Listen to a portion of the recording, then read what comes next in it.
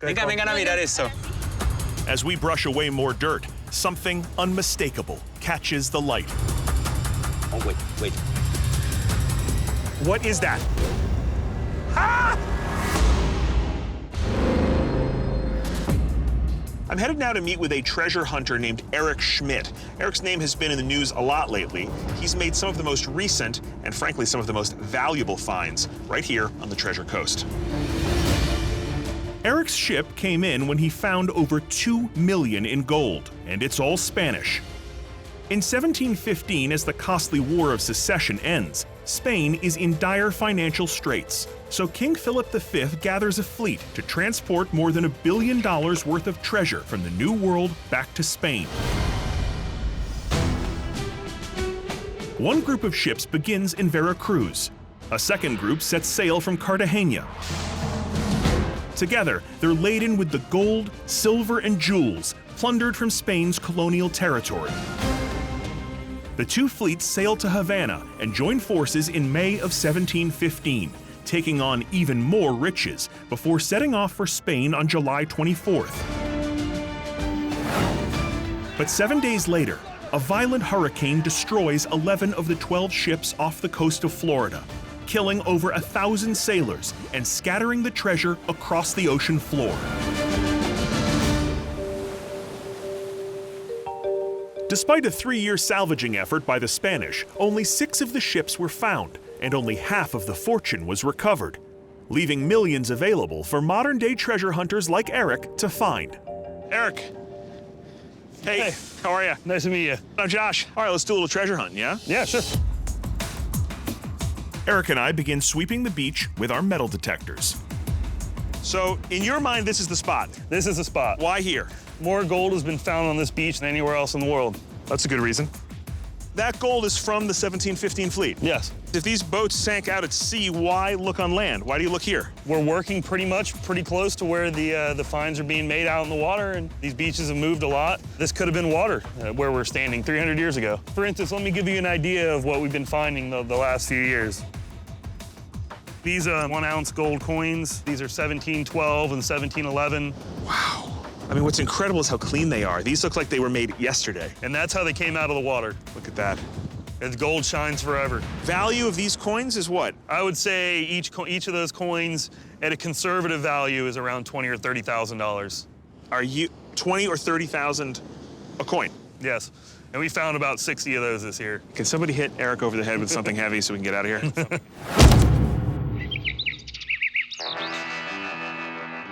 In all seriousness, no treasure hunters were harmed in the making of this episode.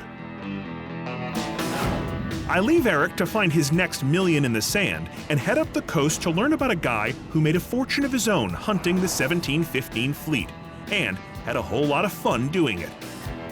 All right, it's been 300 years since the 1715 fleet was lost, and since then, there have been a lot of gold rushes to try to recover the treasure. But it really wasn't until the middle of the 20th century that the hunt heated up. That's when this amateur treasure hunter, a guy named Kip Wagner, followed a trail of silver coins just off the coast here. And Kip formed a treasure hunting group known as the Real 8. These guys were total characters. Picture Sinatra's crew from Ocean's 11. That's basically what we're talking about here. They even hooked up with a former chicken farmer turned scuba diving master named Mel Fisher. They may have looked like a motley crew, but they did something that nobody expected. They found treasure. Lots and lots of treasure. Welcome to the Mel Fisher Treasure Museum. Inside, there's case after case of gold, silver, and valuable relics, including major hauls from the 1715 fleet. Mel and his associates were ingenious. He developed new systems for blowing sand off the sea floor, and they even pioneered electronics to help scan for signs of metal underwater. But the best part about these guys is that when they did find treasure, man, did they know how to party. The party didn't stop for decades. By the time Mel Fisher died in 1996, 6 of the 11 shipwrecks from the 1715 fleet had been located, leaving the whereabouts of the remaining 5 completely unknown. Those 5 ships represent millions of dollars to whoever is smart enough, tough enough, and lucky enough to find them.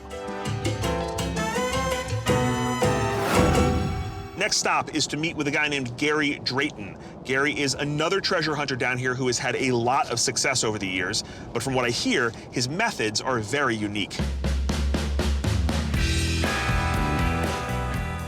Gary waits for me in a Floridian's natural habitat, next to his truck. How you doing? Good, thanks, mate. How are you? Good, nice to meet you. And you, mate. You look ready for treasure hunting here. I was born ready for treasure. Turns out Gary is from Florida by way of Grimsby, England. But even though he's not a native, he still knows this area like the back of his hand. We're not right at the beach here. Are we going to sea? Oh, no. We're going to the swamp. We're going to the swamp? Yep. You do know these boats wrecked in the ocean, Gary? Yeah, I do. A lot of that treasure got blown over the barrier island into the swamp. These thin barrier islands are only a few hundred yards across. And Gary believes that over the years, storms have lifted precious debris from the lost fleet and deposited it directly into the swamps on the other side. And you're confident it's there? Oh, without a doubt. Yeah, I found stuff at the back of the swamp. Let me show you something. You have treasure here? Yep, I brought some with me. While Mel Fisher has a museum, Gary has a different place to display his loot. Greatest secret compartment of all time. This is extraordinary. You found this in the swamp? Yep. And do you think these are from the 1715 Oh, fleet? without a doubt, yeah. But these are clues. These lead you to the silver and gold coins that we're really looking for. Right. I've saved the best till last. That is a 300-year-old Spanish treasure ring. Those are emeralds. Yep, 22.5-carat Inca gold with 9 flawless emeralds. Look at the craftsmanship of it. What is the value of this ring? As a whole, with the gold, it's probably a $500,000 Spanish treasure ring. In the trunk of your car by the spare tire. Yeah. We are like in the middle of the campus. This is engineering building? Yeah, it's an engineering building. My quest to untangle the El Dorado myth has led me to the remains of a Muisca burial site, miraculously discovered in the heart of a Columbian University campus. Like, what was here? A parking lot. Literally, this was a parking lot. Yeah, it was a parking lot. But underneath it, a Muisca site. And it is a Muisca site also. Oh, and so how did you figure out this was here? Before we build a new building, we have to make an archaeological excavation. How many burials have you found here? 120 burials. 120? Yeah, actually it is one of the largest burial sites in the northern Andes. The Muisca elite were buried with pots of food and precious gold jewelry, indicators of their high social status to ensure a good afterlife. The Spanish were aware of this practice and would rob Muisca graves, but they never found this site. Hundreds of vessels have been unearthed here, and now archaeologists are homing in on that most elusive prize, gold. Hola. Let me introduce Tatiana. Hola, She's the Tatiana. lead archaeologist in Nice this to site. meet you, nice to meet you. The sifting station, where all the action happens. Uh-huh. What are we finding? Look at this. Pottery. Pottery, pottery, pottery. Incredible. Literally just buckets of dirt, and it is just filled with pottery. It means that people used to live here. Give me the range of dates on the pottery. 1200 años. Wow, so 1,000, 1,200 years ago. So cool. Okay, can we see some of the pits? Of course. Let's Come take here. a look. Okay. A nearby burial offers another window into the past. Hola, Hola. ¿cómo estás? Bien. What do we got here? Oh, this is awesome. It's vertebrae. Yeah.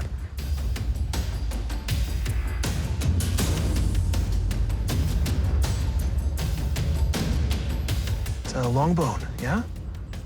Tibia, maybe? Yes. Yeah? Yeah, Yes. it's a tibia. And then we have this ceramic vessel. So each of these pits is a single burial. Sí. See? They're not extensive. Were they buried like in a seated position? Sentado en posición fetal. Aha, fetal position. With ceremonial offerings? Algunas veces. Uh-huh. Sometimes. Okay, so let's see what else we've got. There is no clear pattern to determine which Muisca burials hold offerings. Modern archaeologists are never sure what they're going to find. Whoa. This is amazing. So we've got what looks like a vessel that's It's a vessel, collapsed. and it is a human bones inside. In the vessel. In the vessel. And this is a child. Wow.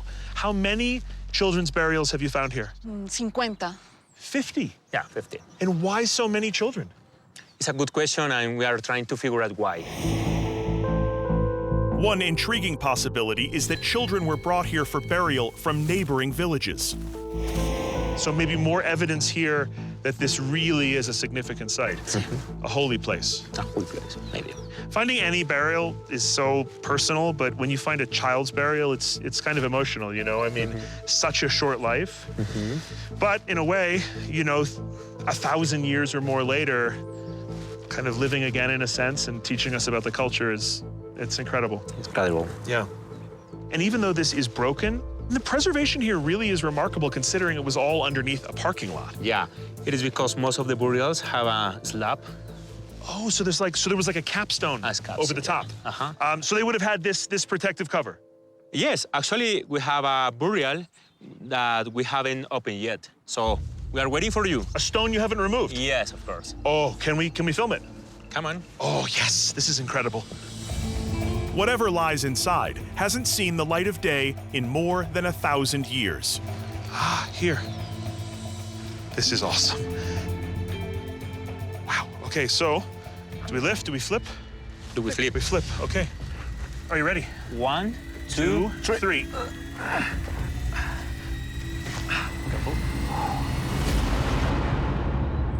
Definitely a burial. Yes. Perfectly round hole here. So now, what's inside? Let's work. Oh, with pleasure. Start to work. Here we go. Okay.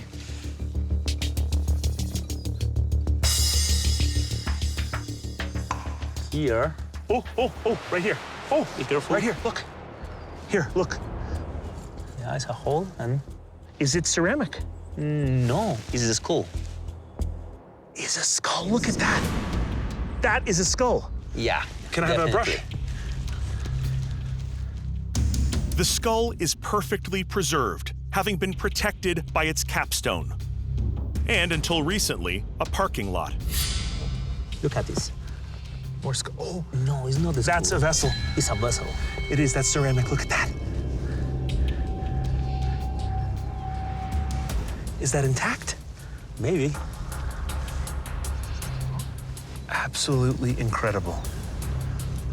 Is the lip? Yeah. There's the lip of the vessel right there. Yes, it is. Venga, vengan a mirar eso. As we brush away more dirt, something unmistakable catches the light. Oh, wait. What is that? Ah! What is that?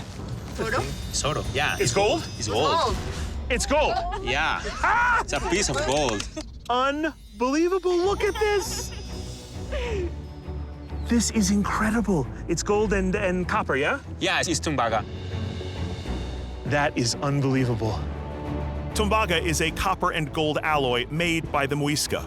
Its lower melting point made it easier to work with than pure gold, and the presence of copper explains the green patina. Have you found this in other pits? No. No? No. Ah, this is awesome.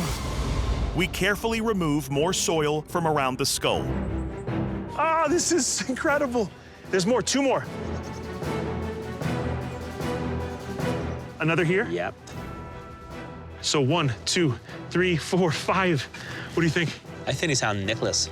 I mean, look at the positioning of it right under the skull. That is absolutely incredible. This must have been someone significant, right? Una persona importante, un líder. Yeah.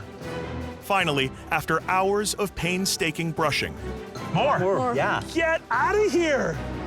A dozen pyramid-shaped beads are revealed in all their glory. When this was buried, it would have shined like gold. Of course. But over time, copper's oxidizing. Yeah.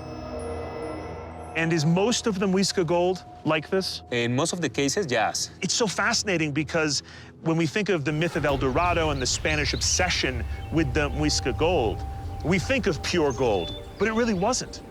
And why is that? It is because Muisca people doesn't have mines. They weren't mining their own gold, but they were making a lot of things using gold. So the gold was coming from where? from the Magdalena Valley.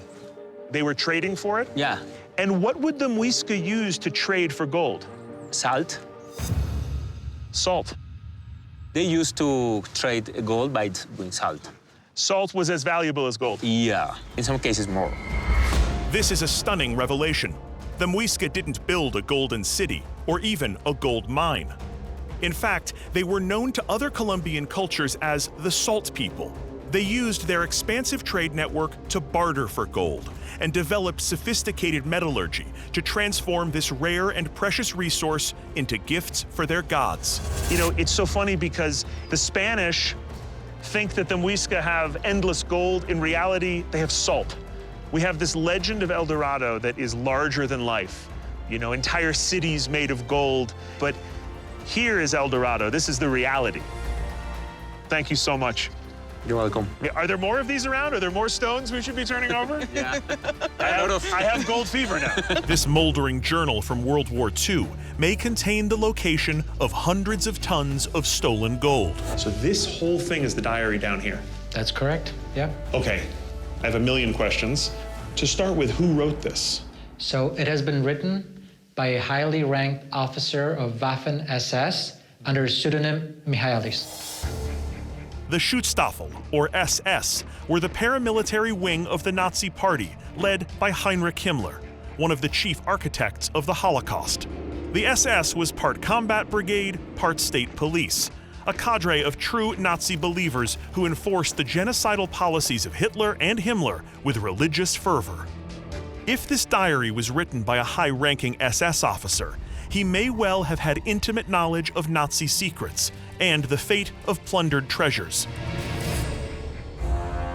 According to Roman, the diary mentions 11 different places where the Nazis were, quote, safeguarding works of art, plundered from across the continent, looted religious and occult objects, and, in this area, a huge stockpile of stolen gold. Okay, where? So for that, we have to look in a diary. We can actually look inside of it. Yeah, this is a English translation. Okay, so it says, transports to the estates of von Stein and Seidlitz. So, who was Seidlitz? Seidlitz was a 19th century German general who built a palace estate nearby. And the village was named after him. And today, that village is called Minkowski, and it's 40 kilometers north from here. And then it also says the estate of von Stein. So, who's that? Correct. He was the last inhabitant of the palace. And he was also an SS officer. Seidlitz, or Minkowski today. Are there many palaces there? Just one. Von Stein, though, wasn't living at Minkowski by himself. According to Roman, the SS used the palace as a kind of brothel away from home. Von Stein, it appears, got himself a girlfriend. Because we have a letter from von Stein, the last inhabitant of the palace, to Inga, his mistress. Long after von Stein had been erased from history, his mistress remained at Minkowski Palace. And for over 40 years, she held on to a remarkable piece of evidence. And the letter is right here. So this is the letter and a translation. This is from von Stein. So he writes, "My dear Inga, some transports were successful. The remaining 48 heavy Reichsbank chests," meaning chests of gold from the Reichsbank? Very likely, yes. 48 chests. Correct. As the war turned increasingly against the Nazis, the Reichsbank hid the country's gold reserves in a salt mine inside Germany to keep it safe from the Allies. Roman and Bart don't believe that was all of it. Not nearly. Only you know where they're located. May God help you and help me fulfill my assignment. Von Stein, February 1945. So we're in the right place. The diary puts us here. But this also looks like a huge estate. We're talking about 48 chests of material. Where do you think it's deposited? The diary suggests it was buried under or near the orangery. An orangery? What's an orangery? It's a fancy greenhouse with tropical plants, fountains, benches, walkways. It's a very fancy place to hang out. And tell me this place has an orangery. It's not standing anymore. However, we found it. You did find it? Yes? Yes. We walk around to the back of the palace to find an active excavation site with heavy drilling equipment. Oh, is this the foundation? Yes. So the orangery was right here. Exactly, yeah. Wow. And all of this was buried? You dug all this up? That's correct, and there's probably a lot more to be found underneath. This is insane. Wow. Roman and Bart's group managed to locate and expose the footprint of the orangery. So that mission is accomplished. It leaves one important step to go. Hey, I'm Josh. Mariusz. Nice to meet you. What's going on here? Are we drilling? Yeah. Yeah? Tak. And Mariusz is our drilling expert. So how does this work, Mariusz? To spuszczamy do... We've already drilled a hole here down 25 feet and lowered in a metal sleeve to keep it from collapsing. Now we need to drop the cylinder in. It'll fill up with material from the bottom, and then we can bring it back up to see what we've got. Okay, so what are you hoping ends up inside this cylinder? We are definitely going to find something. It's just a matter of time. It could be a wooden crate, it could be a jewelry, it could be a ring. Just some sign that you've made it into this deposit layer. Absolutely. You got something? Oh, yeah. Cool. Stop. There is something glinting in here. Come here. Wait, is that? Wait a minute, is this? Roman! Yes, okay. Get the out of here. You've all heard of fool's gold. Well, in this case, I am that fool. Yay. Who put that in the drill? You guys are jerks, you know that? You guys are jerks. Horrible. It's the most exciting moment of my life. These guys. All right, for real this time, guys, here we go. Putting Roman's hilarious joke behind us, we lower the sleeve to a depth of 40 feet and drop it in one more time.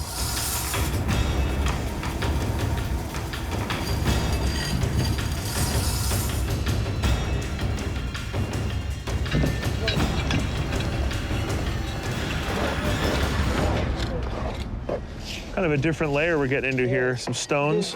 While we seem to be in a new layer, our well is still coming up dry.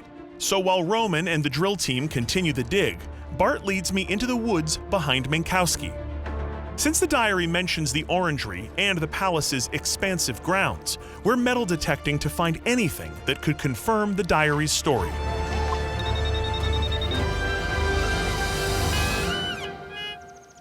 There's something here.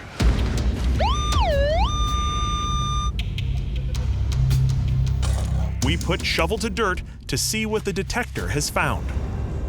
So we got an old nail tied to something. You got a lot of landmines left in this country? Plenty. Yeah, we leave this nail right here. You can pull it, I'll be out of here. Safely out of the blast radius that exists only in my head, we start to pick up on a worn path through the woods. So we have this long trail coming through the woods here. And what was this down here, a creek? There was a creek, running creek about a couple of months ago. It's dry now. And we suspect there was a bridge at some point over the creek. Okay, got it. Well, let's have a look around here on both sides, see if we get anything.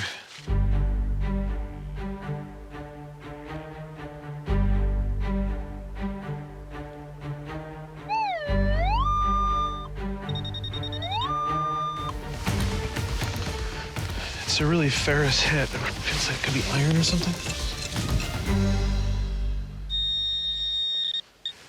Pull tab. I'm the best in the business, Bart. I'm not sure if you heard. But my pull tab was covering something much more interesting. Looks like brick. That's a good sign. Some piece of construction here. As I dig, we're joined by archaeologist Pavel Razwod, who's here to help assess anything we find. Oh, look, down here. See that? Oh. We carefully expose the bricks to get a full sense of the structure. It's pretty remarkable. There's just a piece of construction sitting right here. We've got this old road coming through here.